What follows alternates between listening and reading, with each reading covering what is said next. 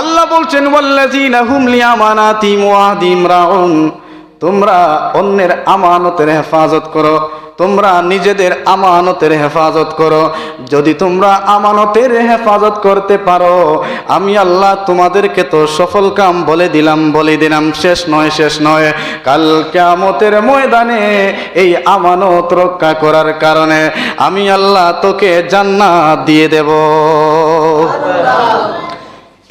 আমার নবী নূরের জবানে বলেছেন, উম্মত শোনো, আমি নবী তোমাকে বলে দিলাম, তোমাদেরকে ঘোষণা করে দিলাম, শোনো রে উম্মত, তোমার কাছে যদি আমানতদারিতা না থাকে, লা ঈমানা লিমান লা আমানাতা লিল্লাহ, আমি নবী তোমাকে বলে দিলাম, শোনো, তুমি কখনো উম্মত হতে পারবে না।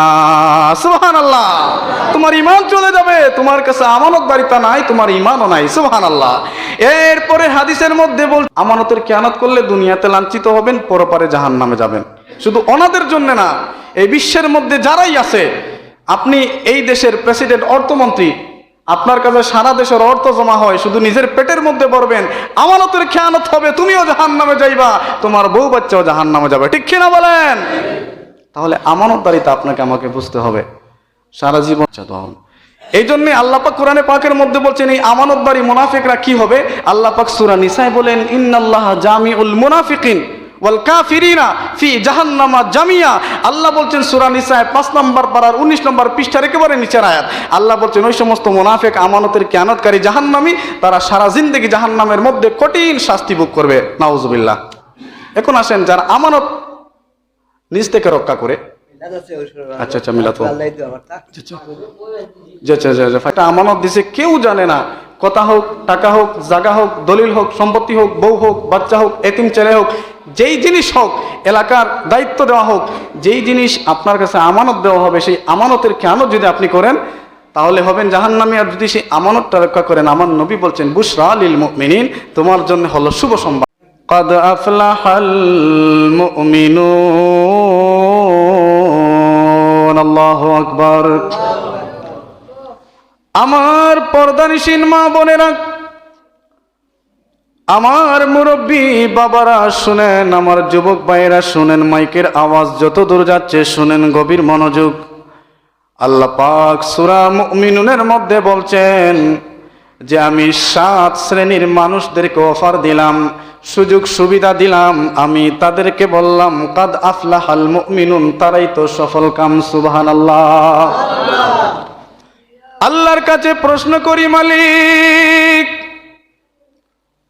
আয় রব্বুল আলামিন, কেমন করে সফল কাম হব, কি করলে সফল কাম হব, একটু বলে দেন।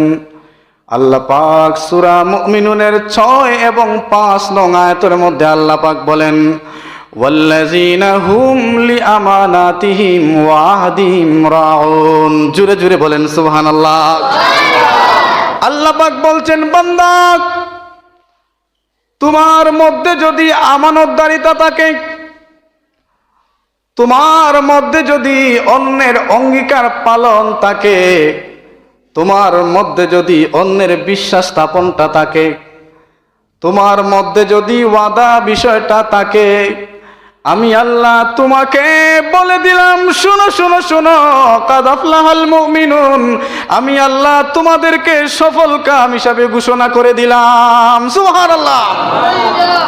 আল্লাহ বলছেন, ওয়াল্লাযীনা হুম লিআমানাতিহিম ওয়া আহদিহিম রাউন, তোমরা অন্যের আমানতের হেফাজত করো, তোমরা নিজেদের আমানতের হেফাজত করো।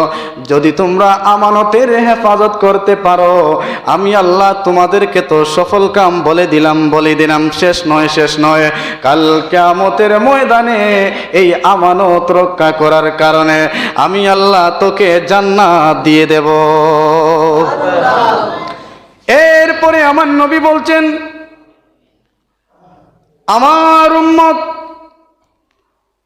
তুমি যদি তোমার আমানত ঠিক মতো রক্ষা করতে পারো, এখন প্রশ্ন করবেন, হুজুর এই আমানতটা কি, আমানত জিনিসটা কি, ভালো করে তো বুঝি নাই, শুধু তো ভাত খাই আর ঘুষ খাই, রাত্রি হইলে ঘুমায়া যায়। ঠিক কিনা বলেন? এই আমানত হচ্ছে, একজন মানুষ যদি আপনার কাছে কিছু টাকা রাখে আর বলে, এই টাকাগুলো আমি সময় মতো চাইলে আমারে দিয়া দিবা, একজন মানুষ যদি তোমার কাছে তার একটা জমিন রাখে, বাড়ি রাখে, যদি বলে আমি যখন চাইবো আমাকে দিয়া দিবা, একজন মানুষ যদি আপনার কাছে কিছু দলিলাদি রাখে, অথবা স্বর্ণ অলংকার রাখে, অথবা দামি বস্তু কোনো জিনিস তোমার কাছে দেয়, তুমি নারী হও পুরুষ হও, বলে সময় মতো আমি চাইলেই আমার কাছে দিয়া দিবা। এরপরে একজন মানুষ যদি তোমাকে কোনো একটা কথা বলে, আমার কথাটা আমানত, একজন মানুষ যদি তোমাকে কোনো কথা বলে, তোমার কাছ থেকে যদি সে ওয়াদা নিয়ে নেয়, সেটাও তোমার জন্য আমানত। শুধু তাই নয়, একজন বাপ তার মেয়েকে তোমার হাতে তুলে দেওয়ার পরে বলে, বাবারে আমার মেয়েটা তোমার কাছে আমানত। একজন বাবা একটা ছেলেকে আপনার কাছে দিয়া বলে, হুজুর এই ছেলেটা আপনার কাছে আমার আমানত। শুধু তাই নয়, এই এলাকার চেয়ারম্যান, মেম্বার, প্রেসিডেন্ট আপনাকে ভোট দিচ্ছে, বলছে ভোটটা আমার আমানত। শুধু তাই নয়, একজন পরিবারের গার্জিয়ান সমস্ত ভাই বোনেরা মিলে বলল, ভাই আমাদের যা কিছু আছে সমস্ত কিছু আপনার কাছে আমানত দিলাম, আপনি এই আমানতের রক্ষা করবেন। এ সমস্ত আরো অন্যান্য অনেক জিনিস আছে, এই সব জিনিসগুলো আমানতের মধ্যে পড়ে যায়। আল্লাহু আকবার। এই আমানতের মধ্যে আপনি যদি আমানত রক্ষায় আপনি যদি হেলাই ফেলাই করেন, নিজের লোভের মধ্যে পড়ে যান, একজনের টাকা দিছে টাকা মারিয়া খায়ালান, একজনে জমিন দিছে জমিন মারিয়ালান, একজনে আপনার কাছে বাড়ি আমানত দিছে বাড়িটা মারিয়ালান, একজনে আপনার কাছে তার মেয়ে বিয়া দিছে, মেয়েটার সাথে যদি আপনি অশান্তি করেন, আপনার কাছে একজন ছেলে দিছে, ছেলেটার কাছে যদি অপশান্তি করেন, একটা ছেলেকে বিদেশ নিয়েছেন, বাবাই বলেছে আমানত আমার ছেলেটারে দেখা রাখো, এই আমানতের খেয়ানত যদি তুমি করো, আমার নবী হযরতে আনাস রাদিয়াল্লাহু তাআলা বলেন, লা ঈমানা লিমান লা আমানাতা লিল্লাহ ওয়ালা দীনা, রাওয়াহুল মিশকাত। জবান খুলে বলেন সুবহানাল্লাহ। হযরতে আনাস রাদিয়াল্লাহু তাআলা বলেন, আমার নবী নূরের জবানে বলেছেন, উম্মত শোনো শোনো শোনো, আমি নবী তোমাকে বলে দিলাম, তোমাদেরকে ঘোষণা করে দিলাম, শোনো রে উম্মত, তোমার কাছে যদি আমানতদারিতা না থাকে, লা ঈমানা লিমান লা আমানাতা লিল্লাহ, আমি নবী তোমাকে বলে দিলাম, শোনো, তুমি কখনো উম্মত হতে পারবে না। সুবহানাল্লাহ। তোমার ঈমান চলে যাবে, তোমার কাছে আমানতদারিতা নাই, তোমার ঈমানও নাই। সুবহানাল্লাহ। এরপরে হাদিসের মধ্যে বলছেন, ওয়াদিনা, শুধু ঈমান চলে যাবে এমন নয়, তুমি যদি একজনের আমানতের খেয়ানত করো, একজনের ওয়াদার খেয়ানত করো, আমার নবী বলেন ওয়াদিনা, তোমার কাছে দ্বীন ইসলাম থাকবে না। আল্লাহু আকবার। আচ্ছা, তাইলে আপনারা বুঝতে পারছেন আমানত বিষয়টা কত বড় জিনিস। আমি একজন আলিম, আমি যদি হক কথা আপনাদের সামনে না বলি, তাহলে আমানতের খেয়ানত হবে, ঠিক কি না বলেন? এই মসজিদের আমার সভাপতি সাহেব, মুয়াজ্জিন সাহেব, ওনাদের কাছে মসজিদের দায়িত্ব, ওনারা যদি মসজিদের দায়িত্ব ঠিকমতো পালন করেন, জান্নাতি। সুবহানাল্লাহ। আমানতের খেয়ানত করলে দুনিয়াতে লাঞ্ছিত হবেন, পরপারে জাহান্নামে যাবেন। শুধু ওনাদের জন্য না, এই বিশ্বের মধ্যে যারাই আছে, আপনি এই দেশের প্রেসিডেন্ট, অর্থমন্ত্রী, আপনার কাছে সারা দেশের অর্থ জমা হয়, শুধু নিজের পেটের মধ্যে পড়বেন, আমানতের খেয়ানত হবে, তুমিও জাহান্নামে যাইবা, তোমার বউ বাচ্চাও জাহান্নামে যাবে, ঠিক কিনা বলেন? তাহলে আমানতদারিতা আপনাকে আমাকে বুঝতে হবে। সারা জীবন নামাজ পড়বেন, রোজা রাখবেন, হজ করবেন, যাকাত দিবেন, আমানতের দ্বার দাঁড়েন না। আমার নবী বলেন, লা ঈমানা লিমান লা আমানাতা লিল্লাহ। আরে উম্মত, তুই তো আমার উম্মতই না, তোর মধ্যে তো ঈমানই নাই, কারণ তোর মধ্যে আমানতদারিতা নাই, ঠিক কিনা বলেন? আমাদের সমাজে এরকম মানুষ আছে, বাপ মারা যাওয়ার আগে তার বন্ধুর কাছে দিয়া গেছে যে এই 2 লক্ষ 5 লক্ষ টাকা আমি তোমার কাছে দিলাম, তুমি সময় মতো আমার বাচ্চাগুলোর কাছে পৌঁছায় দিবা। হঠাৎ ব্যক্তিটা মারা গেছে, ওই সুরে টাকাগুলা মজা খাইয়া লাইছে, ঠিক কিনা বলেন? বাস্তব হচ্ছে, একজন মানুষ আপনার কাছে একটা জমিন দিছে, বাড়ি দিছে, এই বাড়িটা আমানত, সে মাইরা গেছে, তার নামে দলিল করে বলতেছে এটা আমার, ঠিক কিনা বলেন? এই রকমের বাটপার, মুসবিলাই, শকুনের বাচ্চা আমাদের সমাজে বেড়ে গেছে, ঠিক কিনা বলেন? এই দেশের মধ্যে আমরা ভোট দিয়ে অনেক মানুষকে নির্বাচিত করি, ভোট পাওয়ার পরে মেম্বার, চেয়ারম্যান, এমপি, মন্ত্রী হওয়ার পরে আমাদের কথা ভুলা যায়, ঠিক কিনা বলেন? কারণ এরা আমানতদারিতা জানে না। এই জন্য আমার আল্লাহ বলেন ওয়াউফু বিল আহদ ইন্নাল আহদা কানা মাসউলা। সূরা বনী ইসরাঈলের মধ্যে আল্লাহ বলেন যে আমানতের রক্ষা করে না, কিয়ামতের ময়দানে মাসউলা, তার আমানত সম্পর্কে আমি জিজ্ঞেস করব। সুবহানাল্লাহ। আপনি এলাকার বড় একজন বিচারী, আপনি যদি সুন্দর করে বিচার না করেন, শুধু মুকির সালম মুখ চাইয়া যদি বিচার করেন, আপনি আমানতের খেয়ানত করলেন। ঠিক কিনা বলেন? আপনারা গ্রামের মানুষ একজন বারবার অন্যায় করছে, এখন যদি মুখ চাইয়া গোষ্ঠীর মানুষ মনে কইরা তার পক্ষে কথা বলেন, আমানতের খেয়ানত করলেন, নামাজ শেষ। ঠিক কিনা বলেন? ওয়াজ বুঝবেন। আমার মা বোনেরা শুনেন, স্বামীর খেদমত, বাচ্চাদেরকে দিনের শিক্ষা, শ্বশুর শাশুড়ির খেদমত, শ্বশুর শাশুড়ি আপনার ছেলের বউয়ের খেয়াল করা, আপনার ছেলে মেয়ের খেয়াল করা, সবগুলো আমানতের মধ্যে পড়ে।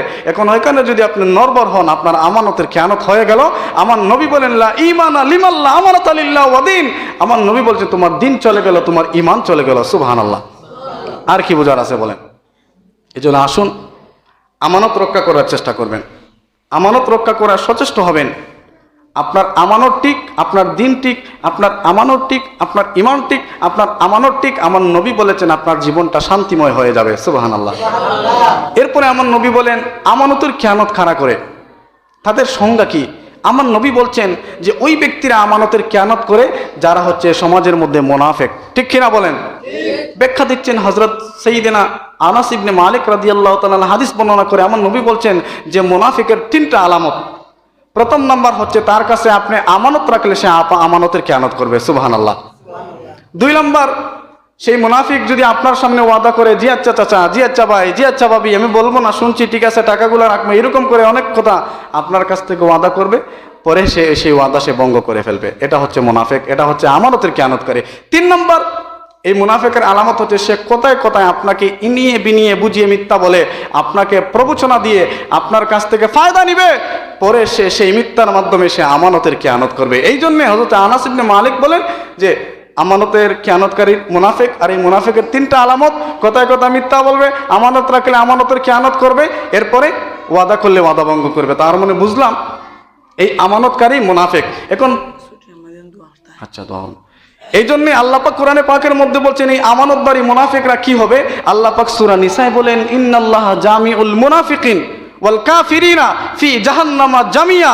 আল্লাহ বলছেন সূরা নিসায় 5 নম্বর পারার 19 নম্বর পৃষ্ঠার একেবারে নিচের আয়াত। আল্লাহ বলছেন ওই সমস্ত মুনাফিক আমানতের খেয়ানতকারী জাহান্নামী, তারা সারা জিন্দেগি জাহান্নামের মধ্যে কঠিন শাস্তি ভোগ করবে। নাউজুবিল্লাহ। এখন আসেন যারা আমানত নিজ থেকে রক্ষা করে, আচ্ছা আচ্ছা মিলাত পাইছি না, আমি পাইছি না। তার মানে আমানতের খেয়ানতকারী জাহান্নামী, মুনাফিক জাহান্নামী, মুশরিক জাহান্নামী, কাফির জাহান্নামী। এরপর আসুন আমার নবী বলছেন যে আমানত যদি কেউ রক্ষা করে, কেউ আপনার কাছে একটা আমানত দিছে, কেউ জানে না, কথা হোক, টাকা হোক, জায়গা হোক, দলিল হোক, সম্পত্তি হোক, বউ হোক, বাচ্চা হোক, এতিম ছেলে হোক, যেই জিনিস হোক, এলাকার দায়িত্ব দেওয়া হোক, যেই জিনিস আপনার কাছে আমানত দেওয়া হবে, সেই আমানতের খেয়ানত যদি আপনি করেন তাহলে হবেন জাহান্নামী। আর যদি সেই আমানতটা রক্ষা করেন, আমার নবী বলছেন বুশরা লিল মুমিনিন, তোমার জন্য হলো শুভ সংবাদ। সুবহানাল্লাহ। এখন আসুন এই আমানতের খেয়ানতকারীর কিয়ামতের ময়দানে সবচেয়ে নিকৃষ্ট একটা কাজ হবে। আমার নবীর সাহাবী হযরতে আবু সাঈদ খুদরি বলেন যে হাযিহি রাদগাতা ফুলান ইবনে ফুলান। কিয়ামতের ময়দানে ওই আমানতের খেয়ানতকারী মুনাফিক, মুশরিক, মিথ্যাবাদী, ওয়াদা ভঙ্গকারী, ওয়াদা অস্বীকারী, মানুষদের সাথে বাটপারি করাকারী, ওই সমস্ত ব্যক্তিদের পিঠের মধ্যে একটা জান্ডা লটকে দেওয়া হবে। হাযিহি রাদগাতা ফুলান ইবনে ফুলান। সিহাসিত্তার হাদিস বলছেন তার পিঠের মধ্যে একটা জান্ডা, একটা পতাকা মারা হবে। সবাই কিয়ামতের ময়দানে দেখবে এই সুরে তো দুনিয়ার জমিনে শুধু আমানতের খেয়ানত করছে, সবাই চিনে লাইবে। কত শরমের কথা। সেই দিন কাপড় থাকবে না আপনার শরীরে, আপনাকে দেখেই চিনবে, এই তো আমাদের গ্রামের এটা তো বহুত বড় বাটপার, এটা তো আমানতের খেয়ানত করছে। এই চাইতে শরম বলেন কি হতে পারে? তাই পৃথিবীর জমিনে থাকা অবস্থায় আমরা আমানত রক্ষা করি, সেটা কথা হোক, টাকা হোক, একজনের দায়িত্ব হোক, যাই হোক। আপনি মহিলা হন, আমানত আপনার সব জিনিসের মধ্যে যেটা আল্লাহর উপর থেকে আপনার কাছে দায়িত্ব দেওয়া হয়েছে, ইবাদতটাও কিন্তু আমানতের মধ্যে পড়ে, আপনি আমানতটা রক্ষা করে চলবেন। আল্লাহ পাক আমাদেরকে সেই সহি বুঝ দান করুক। সবাই পড়ি আমিন। আসুন।